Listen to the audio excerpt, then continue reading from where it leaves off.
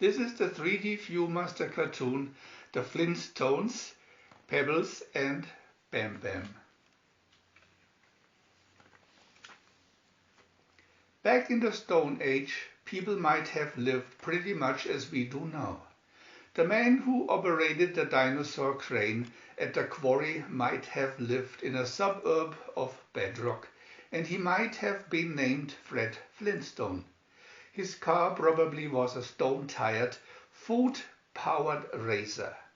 Wilma, his wife, vacuumed the flowers with an elephant's trunk and chased their pet, a tiny dinosaur called Dino, out of the house when he got too playful.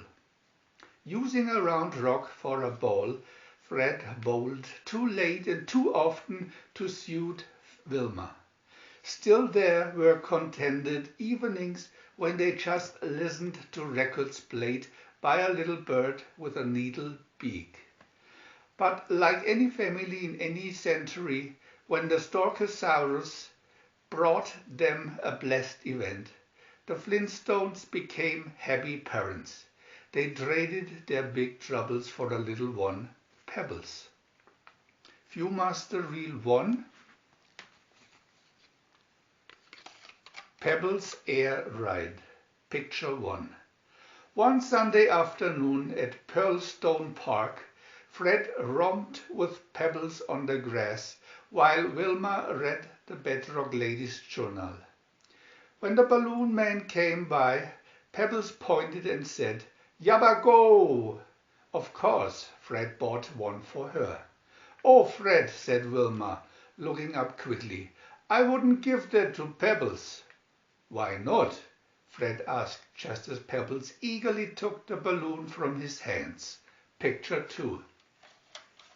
"That's why not, Fred Flintstone," Wilma cried, as Pebbles floated upward. "Ah-goo!" Pebbles gurgled ably. "Oh no!" Fred exclaimed, running underneath the soaring balloon that carried Pebbles higher and higher. "Let go, Pebbles! Daddy will catch you!" Wilma and Fred were too excited to see the pterodactyl flying toward Pebbles. Picture 3. "Look, Fred," Wilma called. "Pebbles has let go, but that awful pterodactyl is after her." It flew nearer, then around and around, watching Pebbles closely as she sailed downward.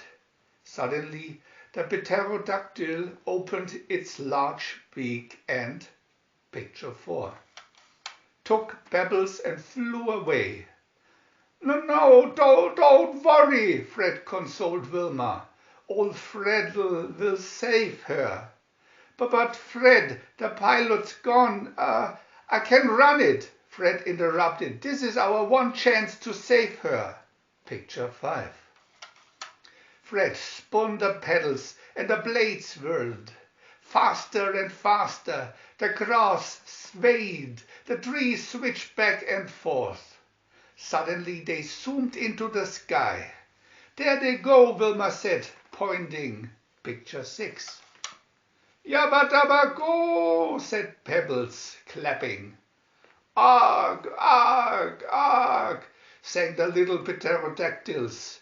"Ava, arg," echoed their mother. "Fred, look," Wilma said. "They are all playing together. They must like Pebbles." Picture 7. Fred steered the plane toward the nest. When the plane hovered close, Fred asked, "Doesn't Daddy's baby want to come home now?" "Avak," said the mother pterodactyl, and Fred lifted Pebbles into the plane. "Thanks for saving our little girl," Wilma said. "Yeah, thanks, Mrs. Dactyl," said Fred. The pterodactyls waved goodbye. VIEW-MASTER Reel 2. The Sea Monster. One evening, Betty and Barney Rubble, next-door neighbors of the Flintstones, were in for a few hands of sandaster. On the way home, Barney said, That Pebbles is a sweet kid, makes me want one. Yes, I too, Betty answered.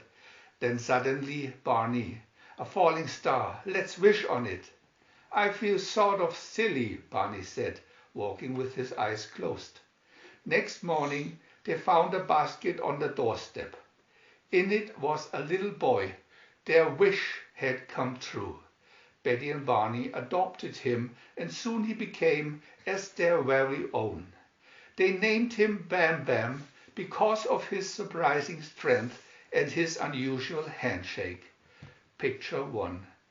One summer day, the Flintstones and the Rubbles picnicked at Rockfern Park, while Peggy and Wilma unpacked the southern fried Chickasaurus and Fred talked about the fishing. The children wandered to the water's edge. Don't worry, Betty assured Wilma. Bam Bam always looks out for Pebbles. Bam Bam held onto Pebbles' ponytail. When he turned to see if lunch was ready, she reached for a butterfly. Picture 2. Oops, she reached too far. Pebbles was in the water, and all Bam Bam had was a wisp of hair. And then a sea monster surfaced. It wiggled its tail and moved toward Pebbles. Picture 3. Bam Bam dove off the bank. Frightened fish wriggled out of his way.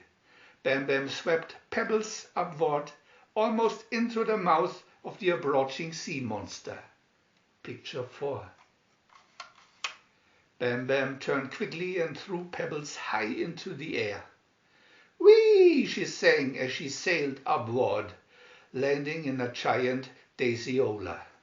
While Bam Bam's back was turned, the monster, licking out his long tongue, lifted Bam Bam's favorite cap.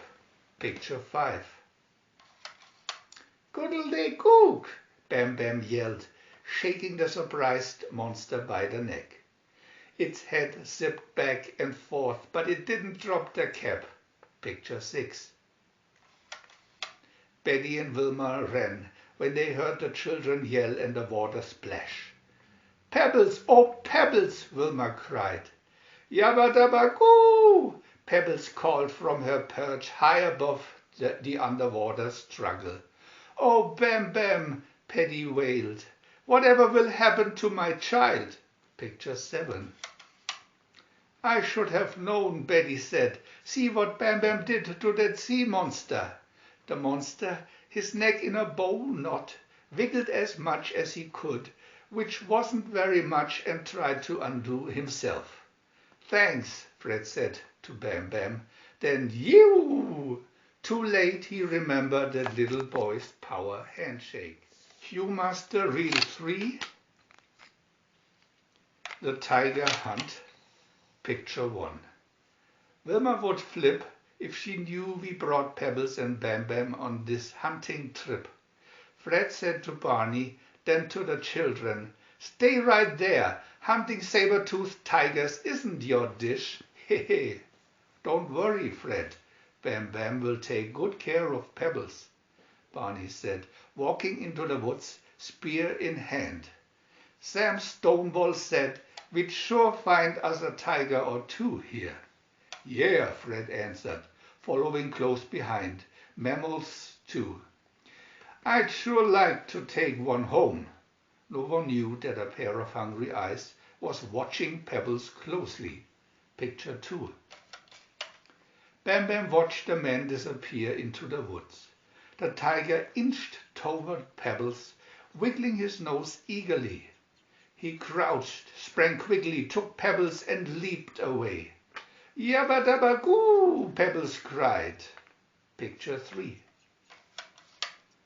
Goodle-day-gook! Bam Bam yelled and ran after the tiger.